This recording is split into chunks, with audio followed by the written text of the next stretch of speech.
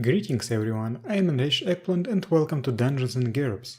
In this video I will tell you how I make D&D Shadowcasters in GURPS. Tome of Magic for D&D 3.5 was one of my favorite books. It was oozing with flavor, but only a third of it was good in a mechanical sense, which is disappointing. My favorite chapter of that book was Shadow Magic. It's a subcategory of arcane magic that deals with shadows, be they literal, planar, or metaphysical. It was pretty bad in D&D, but how would it work in GURPS? Shadowcasters, practitioners of shadow magic, are close to wizards in terms of flavor. They gain their abilities through study, memorize spells, and have spellbooks. Because of that, I use my wizardry framework as the base for shadow magic. I will not explain it in detail here, as that would take up too much time, so if you'd like to know more, watch my video about it.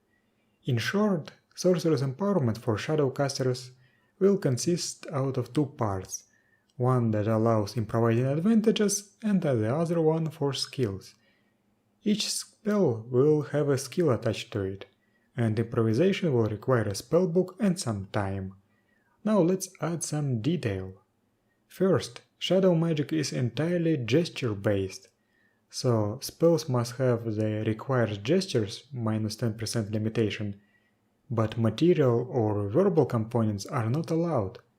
Second, these gestures must be very precise. To accomplish that, I shift the controlling attribute for spells from intelligence to dexterity. This is accomplished by the requires dexterity roll minus 10% limitation, or based on dexterity own roll plus 20% enhancement. This is somewhat dangerous, as dexterity is a controlling attribute of almost all combat skills.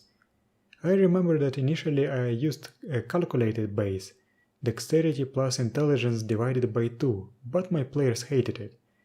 So far I have only seen one Shadowcaster being played, and he hadn't caused any game balance problems, but I'm still very cautious about all this and might adjust things later. Third, while the Shadowcaster is casting a spell, his shadow performs different movements. This can be noticed with a successful vision roll. This is just a free special effect. Finally, shadow magic has a limited scope. If you look at the spell, Mystery List from Tome of Magic, you will see that shadow magic covers manipulation of light, shadows, creating black fire that deals cold damage instead of fire, fatigue draining, creation of items and projectiles of hard shadow stuff, transportation to the plane of shadow and back, and so on. I think that this is roughly equivalent to 3 colleges of magic, so we should apply a minus 20% scope limitation to Sorcerer's Empowerment. This results in Sorcerer's Empowerment costing 25 points for level 1 and 5 points per additional level. I will link a more detailed write-up in the description. That blog post will also contain all shadow spells from Tome of Magic converted to GURPS. Those are just examples. You can find many existing GURPS spells that would be appropriate. And of course, I also made a 150-point Shadowcaster occupational template. Basically, it's a dexterity-based wizard with some changes.